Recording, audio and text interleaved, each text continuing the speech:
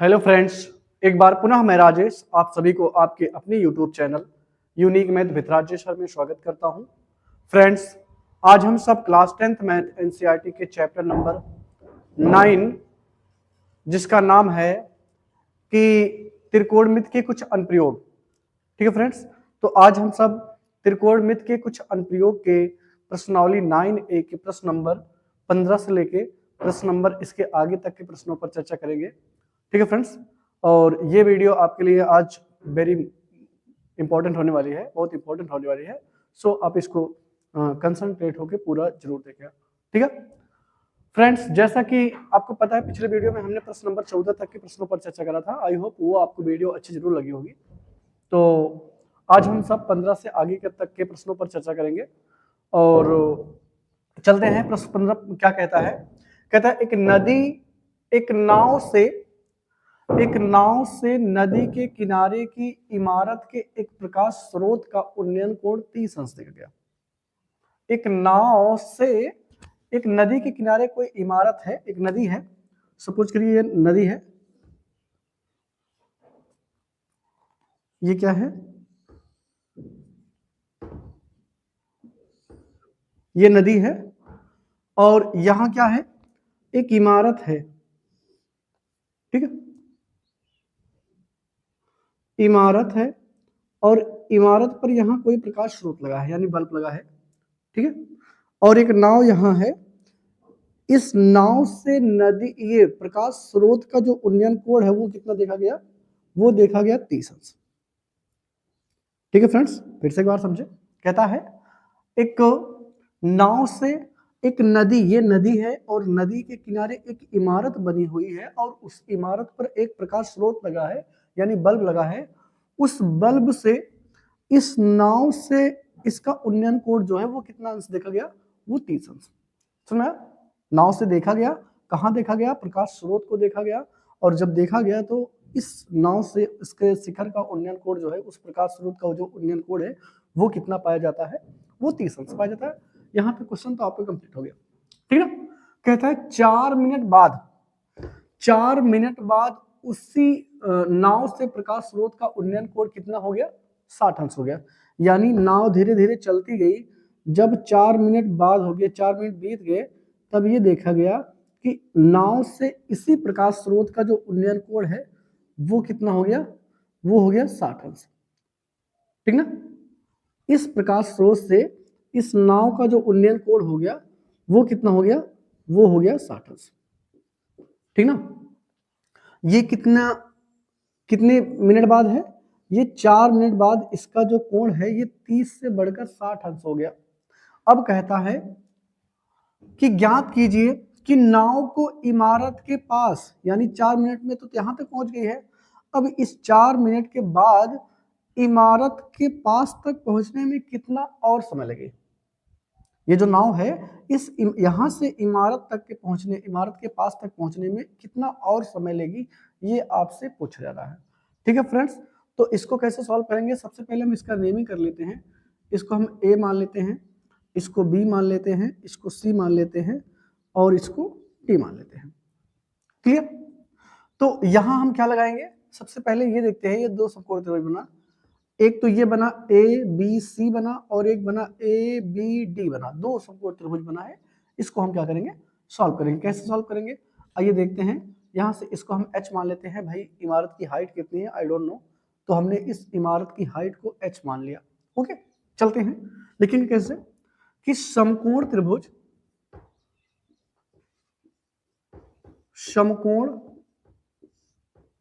त्रिभुज इसमें A B C में, ए बी सी ये है, इस ए बी सी में क्या करेंगे आप? अगर हम इसको x मान ले और इसको y मान ले तो क्या होगा कि ये आपको हाइट h ये दे रखा है और ये आपको x दे रखा है। दे तो नहीं रखा, हमने दोनों को लेट करा है। इसकी हाइट को h लेट कर लिया और ये डिस्टेंस, यहाँ तक की डिस्टेंस जो है उसको हमने क्या मान लिया? x मान लिया, और यहाँ तक की डिस्टेंस जो है हमने y मान लिया। ठीक ना? तो लगाएंगे क्या? ये थीटा बना है, थीटा के सामने वाली भुजा को लंब कहते हैं और थीटा से जो लगी हुई साइड होती है उसको आधार बोलते हैं। यानी ये लंब हो गया, ये आधार हो गया। और लंब और आधार किस में पाया जाता है, या तो टैन या तो कॉट में। तो आपको यूज करना है दोनों, टैन या कॉट में से किसी एक का। तो हम यूज करते हैं टैन का। तो टैन थीटा बराबर क्या हो जाएगा, आप जानते हैं टैन थीटा बराबर फॉर्मूला होता है लंब बटे आधार। क्या होता है, लंब बटे आधार। और एक बात और, यहाँ से आपको थीटा की वैल्यू दे रखी मिला है कितना, tan 60 डिग्री, और लंब की वैल्यू कितनी है, h है। तो आप यहाँ से h पुट अप करिए, आधार कितना है फ्रेंड्स, x है।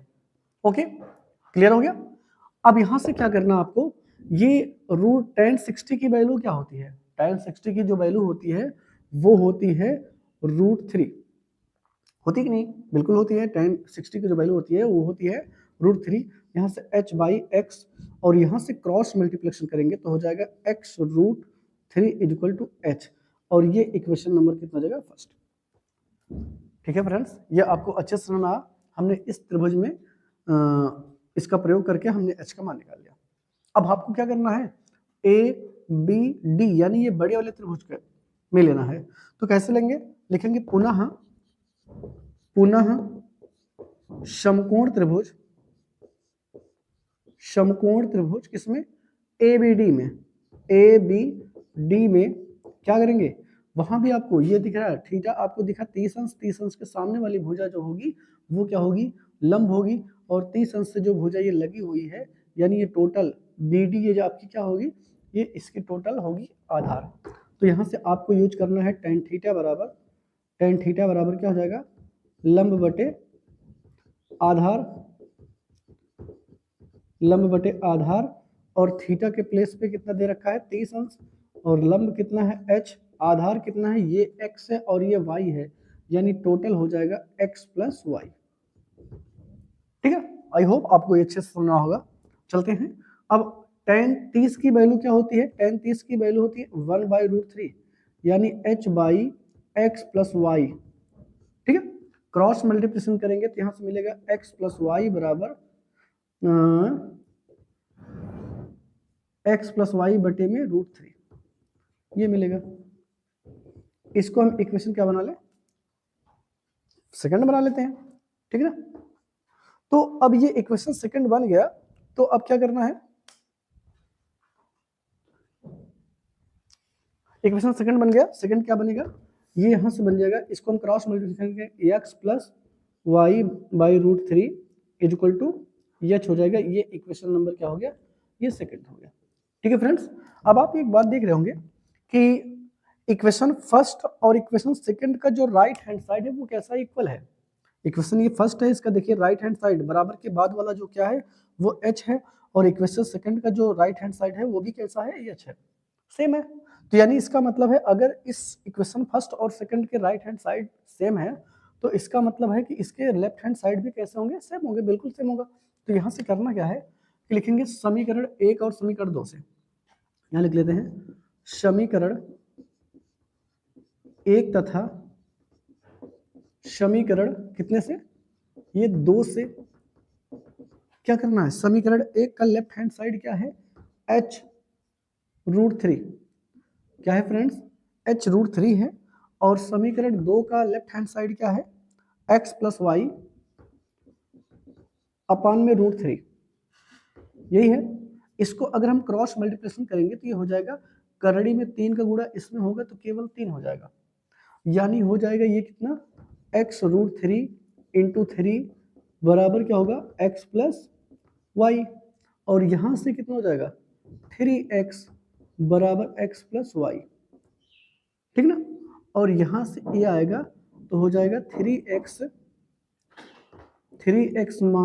x बराबर y, यानी 2x बराबर क्या आएगा, y। ठीक है, तो ये आ गया y बराबर कितना, 2x ना, यानी ये जो है ये 2x है। ओके, तो यहां से आप एक बात बताएं कि अगर ये 2x की डिस्टेंस जो है इसको कवर करने में वो 4 मिनट का समय लेता है, कौन, नाउ भाई, ये डिस्टेंस जो है वो y है और y बराबर हमने क्या निकाल लिया 2x, तो इस पूरा प्लेस को हमने 2x ले लिया। अगर ये 2x डिस्टेंस को नाव जो है वो 4 मिनट में कवर करती है, तो आप बताएं केवल एक x को कवर करने में कितना समय भी लेगी? वो केवल 2 मिनट का समय लगेगा ना। तो आप कैसे लिखेंगे? लिखेंगे 2x दूरी तय करने में नाव 4 मिनट का समय लेती है, 4 मिनट का समय लेती है।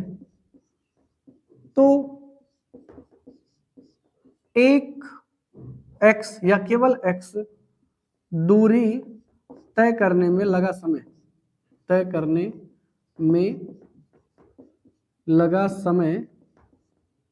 कितना हो जाएगा? यह समय बराबर हो जाएगा 2 मिनट। समझ में? भाई अगर ये साफ साफ यहाँ कह रहा है, अगर 2x दूरी को तय करने में 4 मिनट का समय है, क्योंकि ये कह रहा था कि जब 4 मिनट बाद देखा गया तो वो 60 अंश हो जाता है, यानी यहाँ से यहाँ तक आने में 4 मिनट का समय लगा है। और ये कितनी डिस्टेंस है? ये 2x है, यानी y है डिस्टेंस, और y बराबर 2x हो गया। तो 2x दूरी तय करने में 4 मिनट का समय लेती है। तो एक x यहाँ यदि आप देखेंगे, यदि तो एक x दूरी तय करने में लगा समय बराबर कितना हो जाएगा? 2 मिनट। यानी अब यहां से दो प्रश्न हो सकता है कि नाव को इमारत तक पहुंचने में कितना और समय लगेगा, तो आपका केवल जवाब होगा अभी 2 मिनट का समय और लगेगा। भाई 4 मिनट तो यहां तक पहुंच गई है, अभी कितना और समय लगेगा, तो आपका केवल क्लियर जवाब होगा कि 2 मिनट का समय और लेगा। लेकिन अगर ये आपसे कहता है कि नाव को इमारत तक पहुंचने में कुल कितना समय लगा, तो जाहिर सी बात ये 4 मिनट का समय और ये 2 मिनट का समय, तो टोटल कितने मिनट का समय लगेगा? 6 मिनट का। फिलहाल आपसे पूछना कितना और समय लगेगा, तो आपका जवाब होगा 2 मिनट। ठीक है फ्रेंड्स, आई होप ये प्रश्न आपको अच्छे से जरूर समझना होगा। ठीक है फ्रेंड्स, और यदि आपको ये वीडियो अच्छी लगी हो तो आप अपने दोस्तों में जरूर शेयर करें। ठीक है फ्रेंड्स, लाइक करें, कमेंट्स करें। ओके, चलते हैं इसके अगले प्रश्न पर।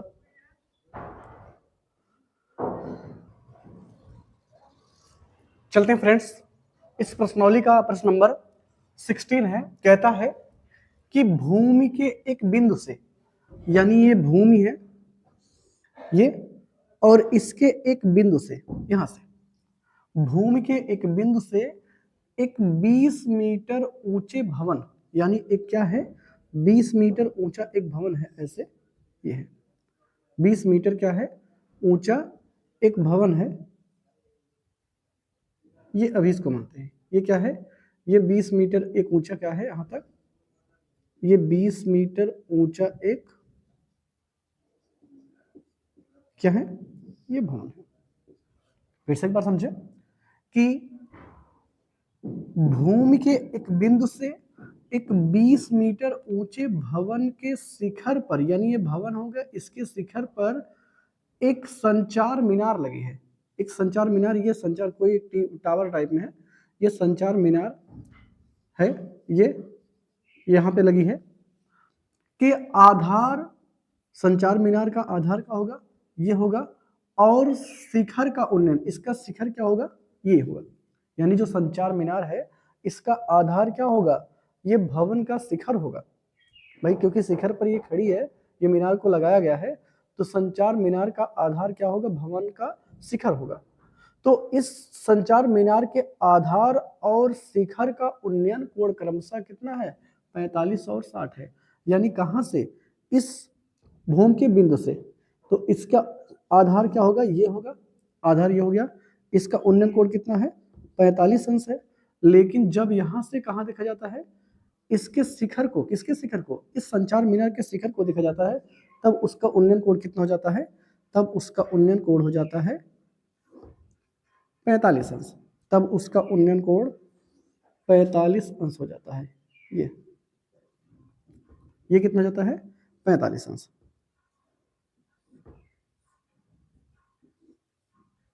सॉरी, कितना जाता है? तब इसका उन्नयन कोण कितना जाता है? 60 जाता है। यानी इस संचार मीनार के आधार से इस बिंदु का जो उन्नयन कोण है वो 45 था, लेकिन जब इसी बिंदु से उसके शिखर को देखा जाता है, तब उसका उन्नयन कोण है वो कितना हो जाता है, वो हो जाता है 60 अंश। ठीक है, वो कितना हो जाता है, वो 60 अंश हो जाता है। कुछ इस तरह से फिगर बनेगा। इसको थोड़ा सा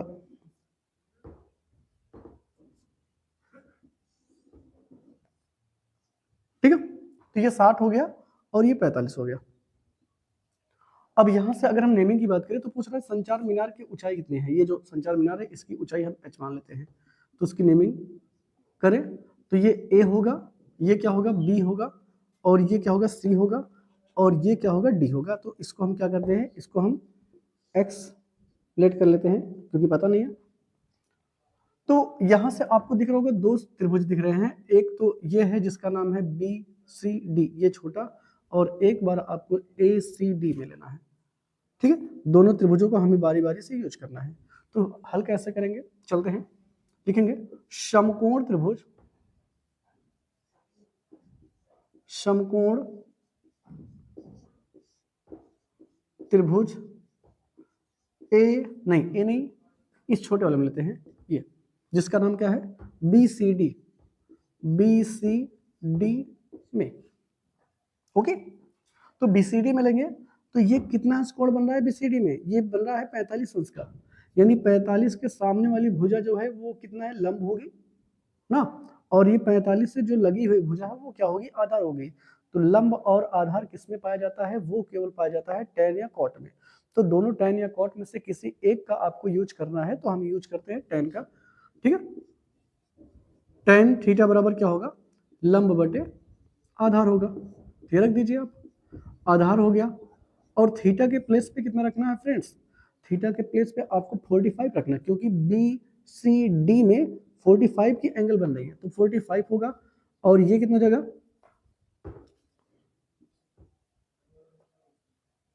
ये 45 बराबर, और लंब कितना होगा, 45 की जो सामने वाली भुजा होगी वो लंब होगी, यानी 20 है। ठीक है, बटे में आधार कितना है, ये x है। और आपको पता होगा tan 45 की वैल्यू कितनी होती है, 1 होती है, तो यानी 1 बराबर हो जाएगा 20 बटे में x, और यहां से हम क्रॉस मल्टीप्लिकेशन करेंगे तो यानी x बराबर कितना आ गया, 20। ये इक्वेशन कितना गया, फर्स्ट। ओके, अब मुझे क्या करना है, इस बड़े वाले त्रिभुज में लेना है, इसको ना देखें तो बड़ा वाला त्रिभुज क्या है, ACD, इस बड़े वाले त्रिभुज में लेना है। तो कैसे लिखेंगे, लिखेंगे पुनः समकोण त्रिभुज, समकोण त्रिभुज ACD में। ठीक है, ACD में कैसे लिखेंगे, अब ये ACD की बात करें तो ये बनेगा, ACD में कितने अंश कोण बनेगा, ये टोटल 60 अंश कोण बनेगा, और इसके सामने वाली भुजा क्या होगी, लंब होगी, और ये वाली इसकी क्या होगी, आधार होगी। यानी यहां से यूज करेंगे tan थीटा बराबर क्या हो जाएगा, लंब बटे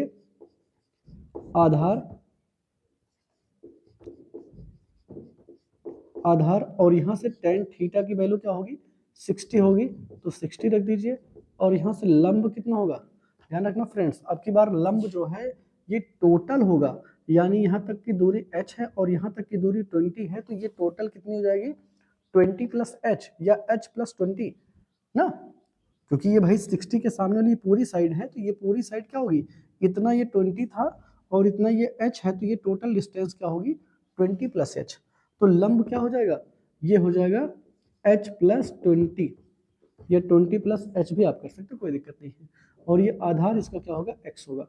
ओके, तो यहाँ से tan 60 की वैल्यू क्या होगी, √3 होगी, और यहाँ से h प्लस 20 और यहाँ x, इसको हम अगर क्रॉस मल्टीप्लिकेशन करें तो क्या मिलेगा, क्रॉस मल्टीप्लिकेशन करेंगे तो इसको यहाँ सॉल्व कर देते हैं, ये हो जाएगा x √3 बराबर क्या हो जाएगा, h प्लस 20 ना। तो और यहाँ से आपने x का मान निकाल रखा है कि जो x का मान वो कितना है, 20 है, तो 20 करीब 3 बराबर क्या हो जाएगा, h प्लस 20, और इधर ये प्लस इधर आके माइनस हो जाएगा, तो इसको हम गुणा करेंगे 20 √3 हो जाएगा, और माइनस ये 20 बराबर कितना होगा, ये h होगा, और यहाँ से h ले लीजिए कॉमन, तो √3 माइनस 1 होगा। ठीक है, बराबर कितना होगा, ये h होगा, ये होगा। और यहाँ से एक काम और आप कर सकते हैं, इस √3 की वैल्यू भी पुटअप कर सकते हैं, और नहीं करें तब भी कोई दिक्कत नहीं है, यानी जो h था वो हमने क्या मान रखा था, संचार मीनार की ऊंचाई मान रखा था, और इसी एच की वैल्यू है वो 20 इंटू √3 - 1, इसकी वैल्यू क्या आ गई, ये आ गई। तो यानी संचार मीनार की जो ऊंचाई है ये 20 इंटू √3 - 1 होगी। ठीक है फ्रेंड्स, आई होप आपको ये अच्छे से समझ में आया होगा। और फ्रेंड्स, यह आपको हमने बता रखा था, इसमें फिगर जो है वेरी मोस्ट इंपॉर्टेंट है, फिगर को आपको अच्छे से ध्यान रख करके बनाना होगा।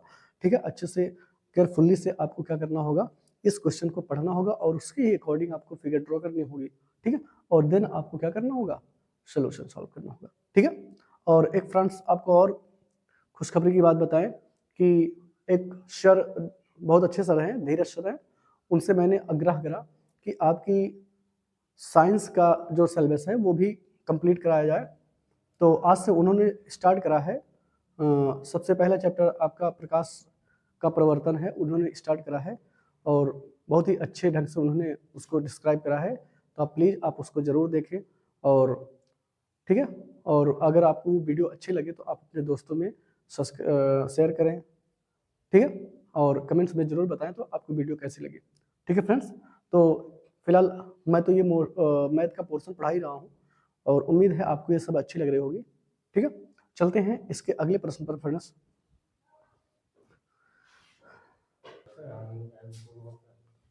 चलते हैं फ्रेंड्स, प्रश्नावली का प्रश्न नंबर 17 है। क्या कहता है, समुद्र तल से 75 मीटर ऊंची लाइट हाउस के शिखर से, यानी एक समुद्र है, ये समुद्र है सपोज करिए, और इसके तल से 75 मीटर ऊंची, 75 मीटर ऊंची एक क्या है, ऊंची लाइट हाउस है। ठीक है, ये 75 मीटर ऊंची क्या है, एक लाइट हाउस है। ठीक है, और इसके शिखर से देखने पर दो समुद्री जहाजों के अनुमान कोण क्रमशः कितने हैं, 30 और 45 है।